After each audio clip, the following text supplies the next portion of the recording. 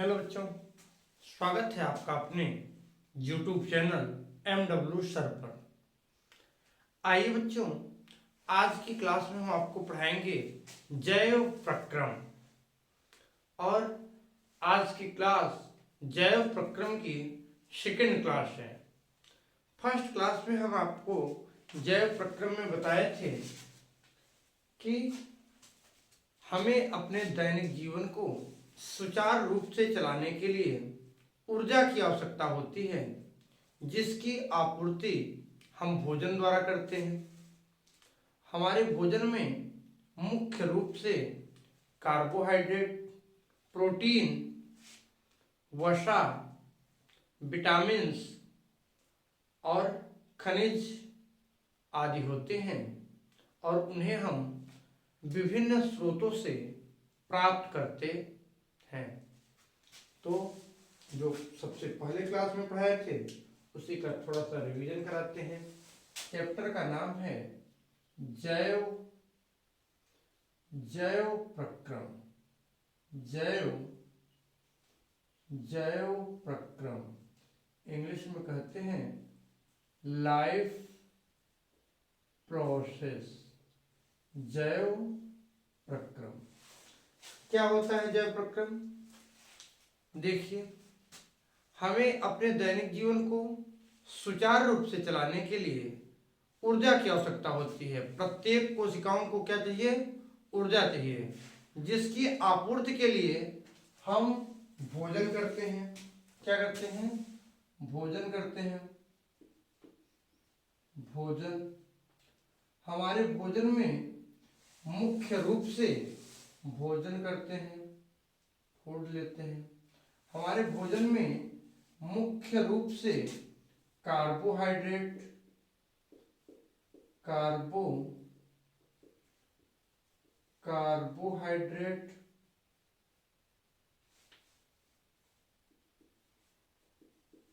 Protein,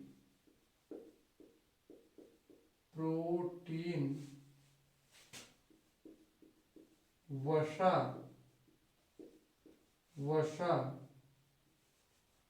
vitamins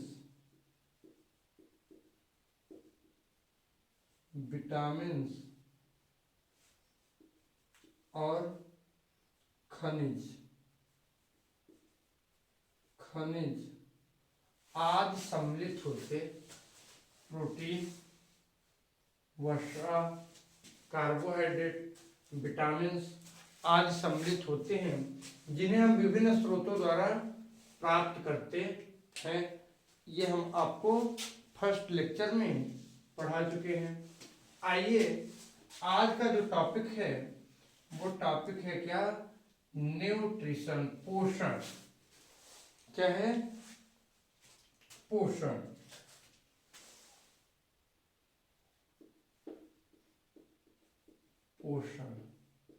English में कहते हैं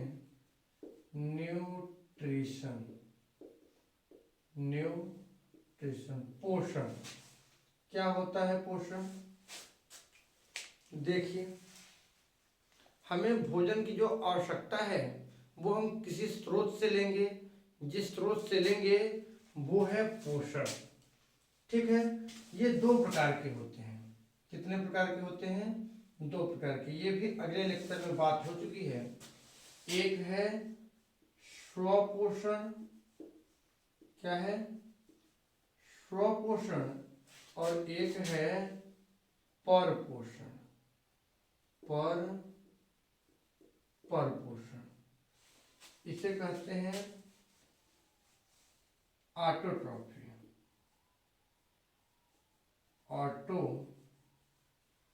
ऑटोट्रॉफी और इसे कहते हैं हेट्रोट्रॉफी।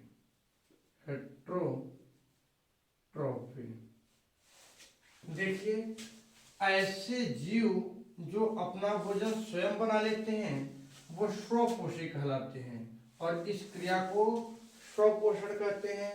और ऐसे जीव जो अपना भोजन स्वयं नहीं बना पाते हैं वो परपोषण है। ठीक, परपोषी है, और इस क्रिया को परपोषण कहते हैं। परपोषी को विषमपोषी भी कहा जाता है, इसीलिए इसे हेटेरोट्रॉफी भी कहा जाता है। ठीक, सभी प्रकार के जो पौधे हैं, ऑल प्लांट्स, सभी प्रकार के पौधे, सभी पौधे किसके अंतर्गत आते हैं? सभी पौधे क्या हैं? स्वपोषी के एग्जाम्पल हैं। और सभी जीव जितने भी प्रकार के जीव हैं वो ऑल एनिमल, सभी प्रकार के जो जंतुएं हैं, सभी प्रकार के जीव ने मिलकर सभी प्रकार की जंतु किसके अंतर्गत आती है? परपोषण के अंतर्गत आती है। किसके अंतर्गत आती है? लिख लिए। आइए, तो ये सब चीजें हम आपको फर्स्ट लेक्चर में पढ़ाए हैं। सेकेंड लेक्चर में हम आपको पढ़ाएंगे मानव में पोषण, मानव में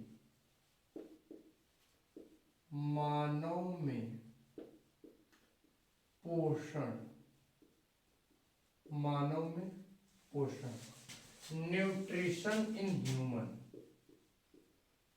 न्यूट्रिशन इन ह्यूमन, मानव में पोषण। देखिए, मानव विभिन्न प्रकार के पोषक पदार्थों का सेवन करता है, तो वो क्या है? एक प्रकार का पोषण है। किसके लिए? अपने शरीर में ऊर्जा के लिए। अपने शरीर में ऊर्जा के लिए पोषण की आवश्यकता होती है। ठीक, अब उन पोषण के लिए भोजन लेगा। क्या लेगा? भोजन लेगा। तो भोजन में क्या होगा? विभिन्न प्रकार के component, carbohydrate, protein, fat, vitamin, minerals. ठीक, अब आइए हम आपको बात करते हैं भोजन के भविष्य के बारे में। किसके बारे में? भोजन के भविष्य के बारे में। भोजन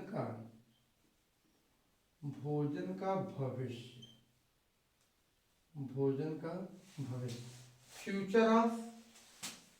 फ्यूचर ऑफ फूड, भोजन का भविष्य।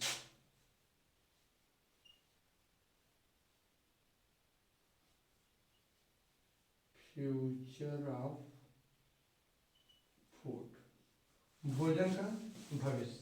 देखिए, भोजन का भविष्य क्या होता है?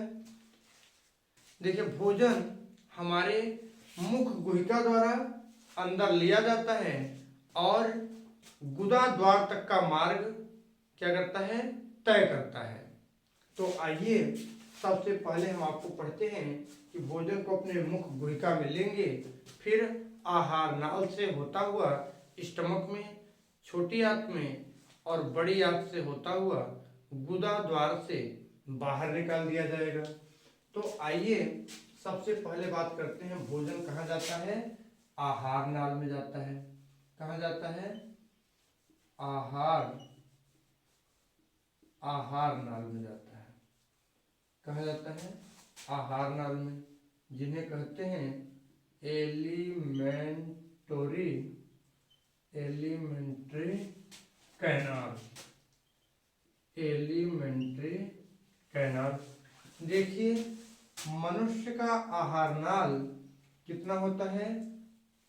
8 से 10 मीटर लंबा होता है। आहार नाल कितना होता है? मनुष्य का आहार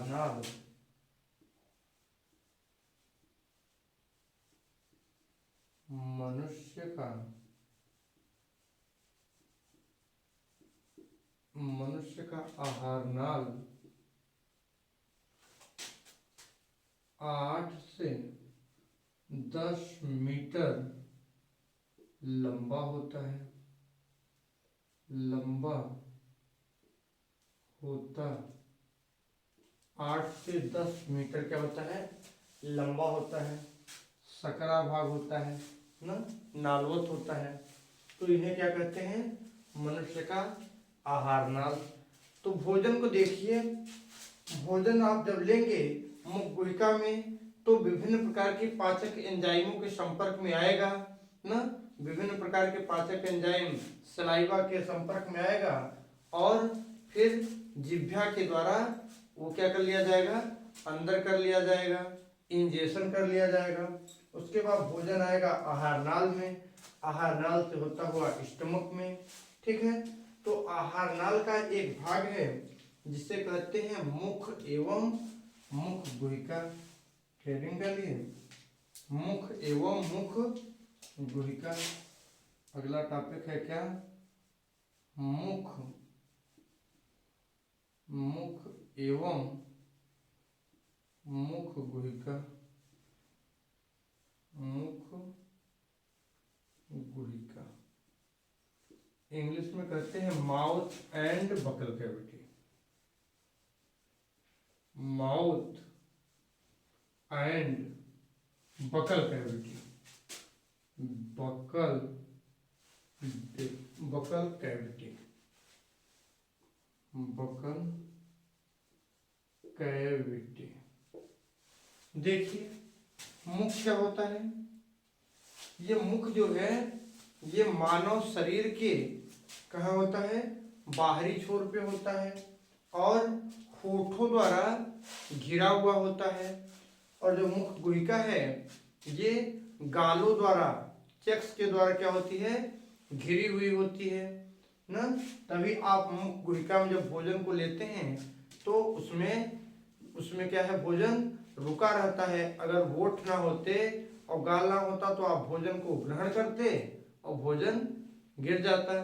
तो उसको प्रोटेक्शन देने के लिए, सहारा देने के लिए क्या पाई जाती है, गाल पाए जाते हैं, चेक्स पाई जाती हैं, होठ पाए जाते हैं, लिप्स पाई जाती हैं। तो मुख गुहिका ये हो गई, भोजन मुख गुहिका में लिया जाएगा और अंदर जाएगा।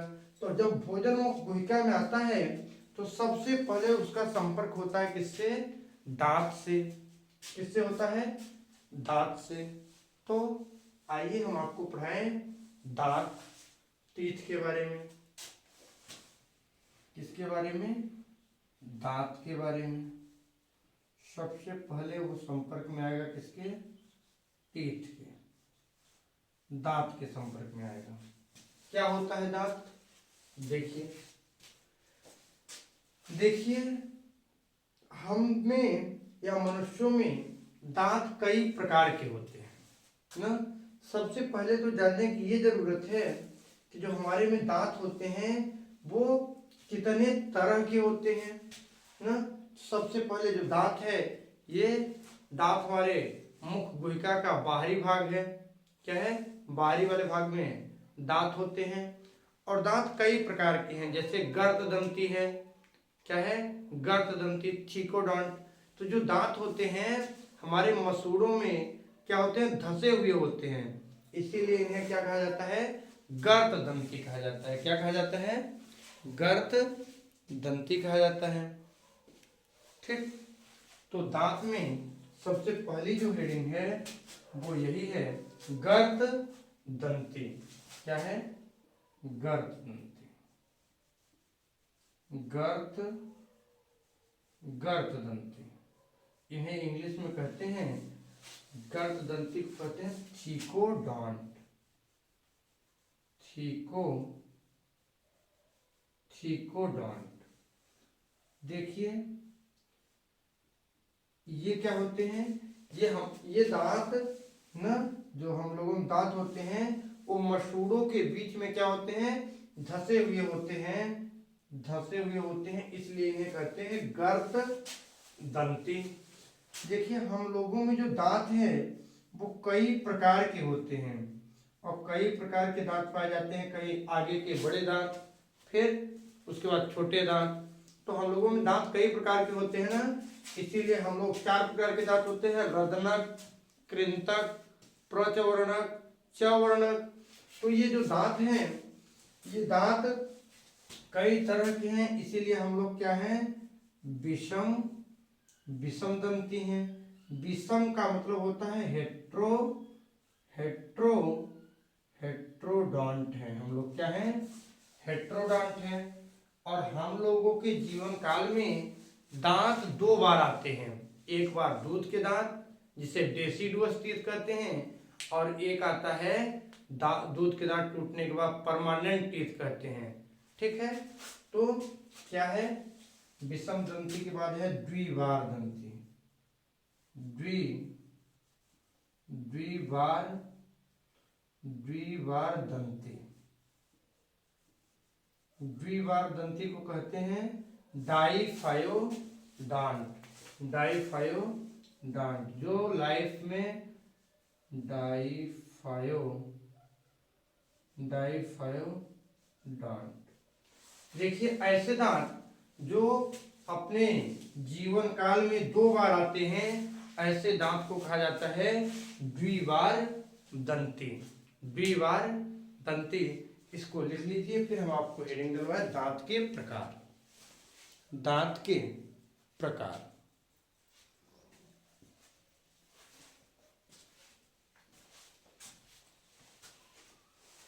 लिखिए, आइए हेडिंग डालिए, दांत के प्रकार।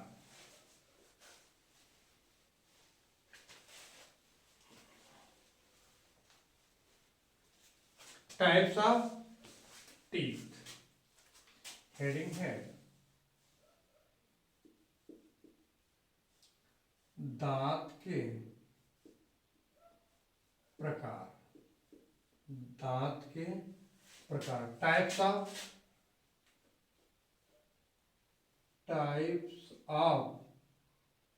टीथ।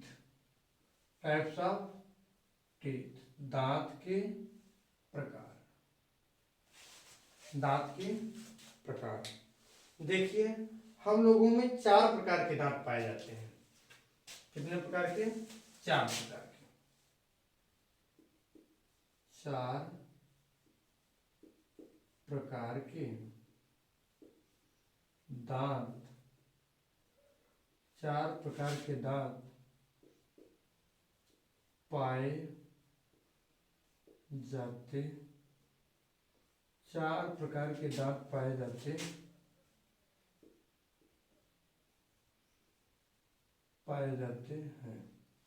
पहला क्या है?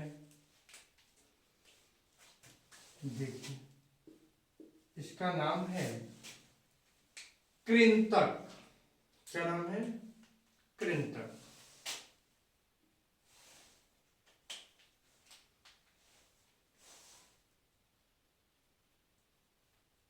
कृंतक, इसे कहते हैं इंसाइजर।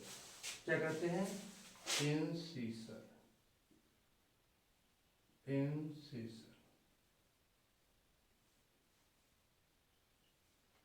इंसाइजर। देखिए, इंसाइजर।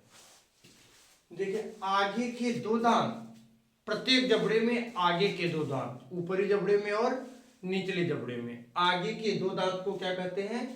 कृंतक कहते हैं। तो कृंतक दांत ये भोजन को काटने का कार्य करते हैं। क्या करते हैं? भोजन को काटने, कुतरने या काटने का कार्य करते हैं। तो ये कहलाते हैं कृंतक। इंसाइजर को आई से प्रदर्शित करते हैं। किससे प्रदर्शित करते हैं? आई से। फिर दूसरे प्रकार का जो दांत है उसका नाम है रदनक। इन्हें कहते हैं केनाइन।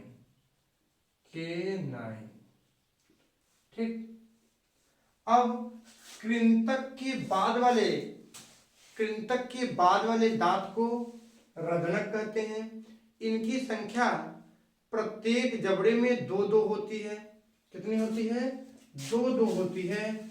और इन्हें सी से प्रदर्शित करते हैं। ये भोजन को चीरने या फाड़ने का काम करते हैं। किसका काम करते हैं? ये वाले दांत। ये आगे के 2 दांत क्या हो गए? 2 दांत प्रत्येक जबड़े में, आगे के 2 दांत इंसीजर हो गए, और ये वाले दांत क्या होते हैं? रदनक होते हैं, केनाइन होते हैं। तो ये भोजन को किसके काम में आते हैं? चीरने या फाड़ने के काम में आते हैं। और जो लोग मांसाहारी होते हैं या जो जीव मांसाहारी होते हैं उनमें रदनक वाले दांत बहुत ज्यादा विकसित होते हैं। ठीक है, आइए उसके बाद दांत है प्रचवर्णक। क्या है? प्रचवर्णक।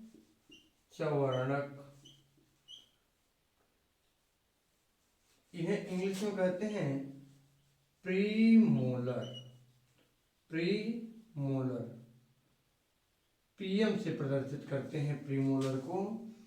ये देखिए,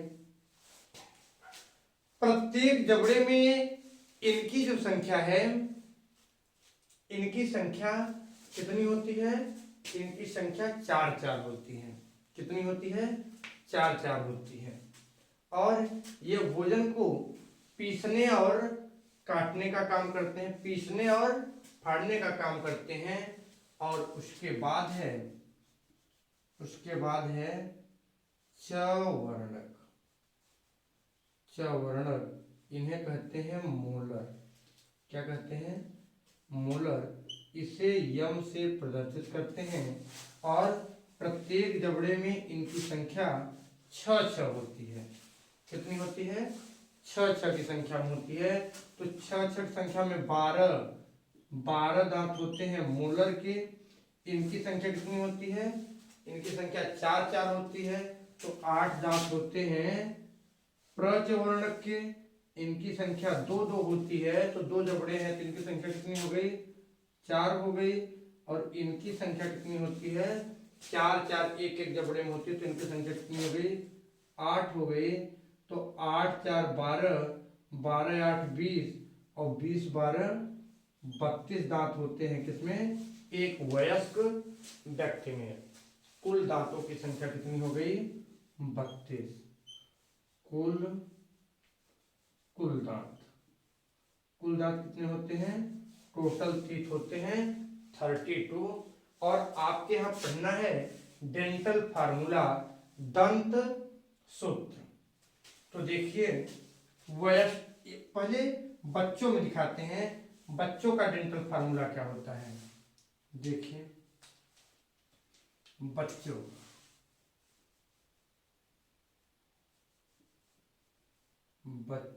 का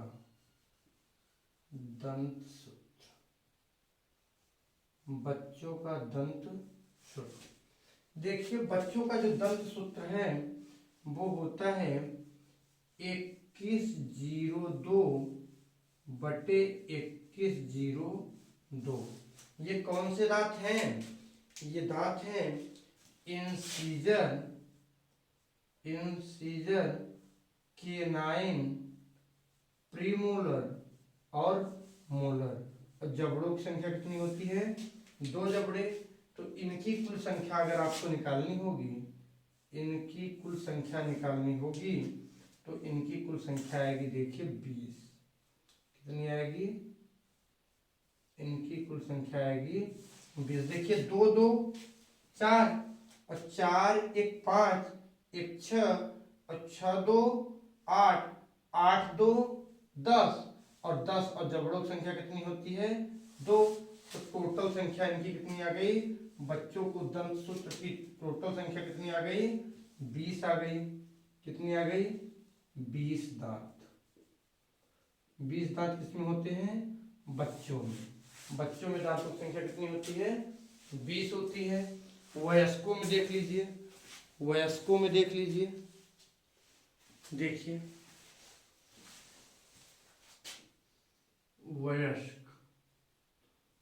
वयस्कों में दांतों की संख्या,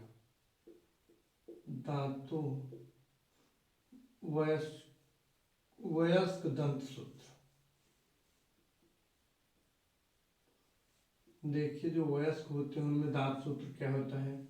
उनमें होता है 2123 बटे 2123। ये दांत हैं इंसाइजर। क्या है? इंसाइजर। उसे क्या कहते हैं? कृंतक। फिर केनाइन, फिर प्रीमोलर और फिर मोलर। और जबड़ों की संख्या कितनी है? 2। तो मल्टीप्लाई बाई 2 कर दीजिए। टोटल दांतों की संख्या देखिए, 2 2 4, 2 2 एक एक जबड़े में होते हैं, तो 2 2 4 हो गए, और 4 और ये क्या हो गया, 2 से गुणा कर दिए तो 8 दांत होते हैं किसके, इंसाइजर के। 2 2 4, 4 1 5, 5 1 6, और 6 2 8, 2 10, और 10 3 13, और 13 3 16, और 16 दूना 32 दांत आ गए। कितने दांत आ गए, 32 दांत आ गए। प्रश्न आपके यहाँ पूछा जाता है कि बच्चों के पास कौन से दांत नहीं पाए जाते हैं। देखिए, इंसीजर है, केनाइन है, प्रीमोलर दांत नहीं होता, मोलर भी है, भले कम है लेकिन मोलर भी है। इनके पास मोलर संख्या 8 है, होनी चाहिए कितनी, 12, तो 8 होती है। 4 मोलर संख्या कम है, लेकिन प्रीमोलर दांत, प्रचौवर्णक दांत की संख्या बच्चों में नहीं पाई जाती है, केवल वयस्क में पाई जाती है। किसमें पाई जाती है, वयस्क में पाई जाती है। तो आपके यहाँ प्रश्न पूछता है कि किसी प्राइमरी के बच्चे का डेंटल चेकअप हुआ है तो उसमें किस प्रकार के दांत नहीं पाए जाएंगे, किस प्रकार के दांत नहीं पाए जाएंगे, प्रचौवर्णक दांत नहीं पाए जाएंगे। ऐसा क्वेश्चन आपसे पूछा जाएगा, क्योंकि इस बार आपके यहाँ 20 क्वेश्चन ऑब्जेक्टिव आ रहे हैं, जिसमें 6 क्वेश्चन बायोलॉजी से आएंगे। कितने क्वेश्चन, 6 क्वेश्चन बायोलॉजी से आएंगे। तो इसी प्रकार के ऑब्जेक्टिव बायोलॉजी में पूछी जाएगी, और इसके बारे में जो लिखना होगा तो वो लिखा जाएगा। ठीक है, तो आज की क्लास यहीं तक। हमारी आपकी कल मुलाकात होगी। एलिमेंट्री कैनाल की में बात हो रही, मुख गुहिका में दांत की बात हो गई है। कल हम बात करेंगे जिह्वा पर। किस पे बात करेंगे, टंग पर, जिह्वा पे। तो ठीक है, आज की कहानी यहीं समाप्त होती है। हमारी आपकी मुलाकात होगी कल वाले लेक्चर में। धन्यवाद।